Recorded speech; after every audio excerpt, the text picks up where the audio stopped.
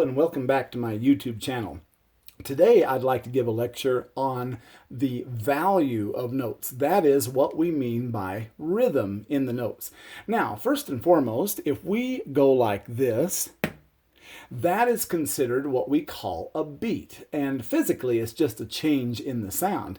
Basically, you have no sound and then suddenly you have sound. So physically, they define this as a change in the sound. But always just think of a beat as simply as you can, just like this. And now we have many beats. So having said that, I want to make rhythm very, very easy for you.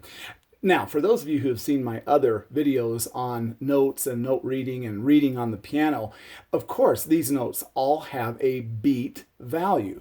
For example, when you see this note like this filled in, and it could be any note, it doesn't have to be a C or a D or whatever, it can be any note, this equals one beat. That is simply like that.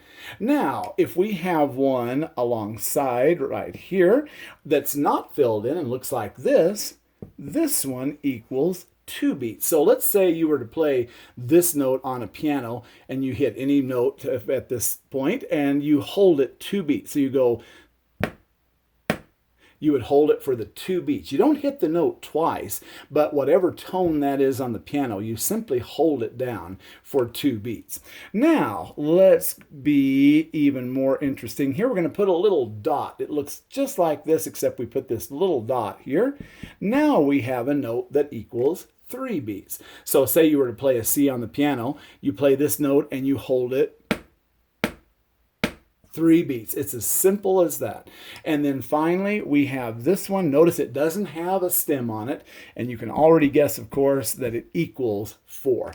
You'll see many of these in music, especially at points where, say, a musical phrase is coming to a close and you need more beats and so forth.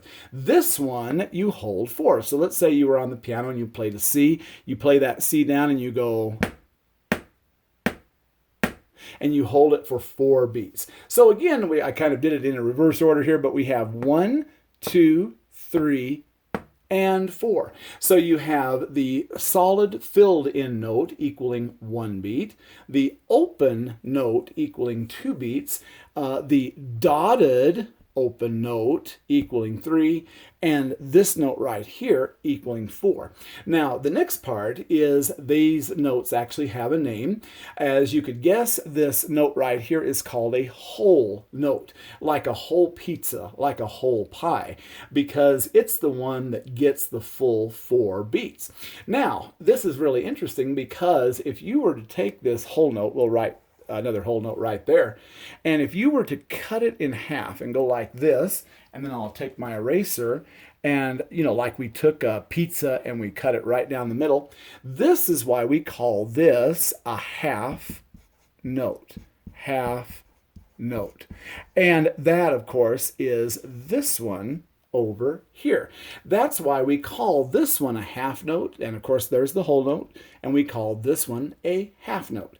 And as you can imagine, this one right here is called a dotted half note, the dot simply adding one extra beat to this note. And then finally, we call this note quarter note because it takes four of them to fit inside here. For example, I'll put it right over here. If we have a whole note and we cut it four ways, then of course we darken in like a little pie chart to show that 1/4 of it has been filled in.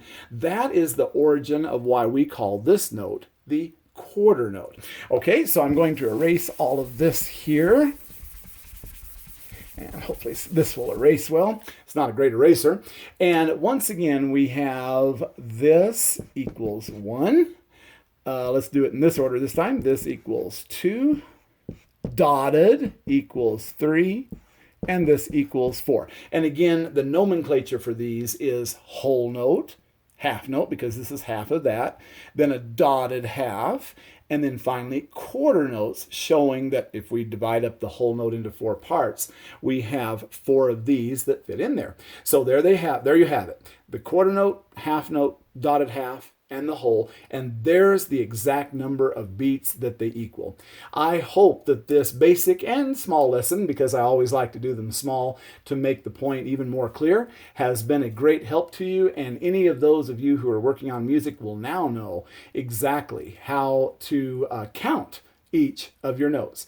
Thank you, and I hope this video has been helpful.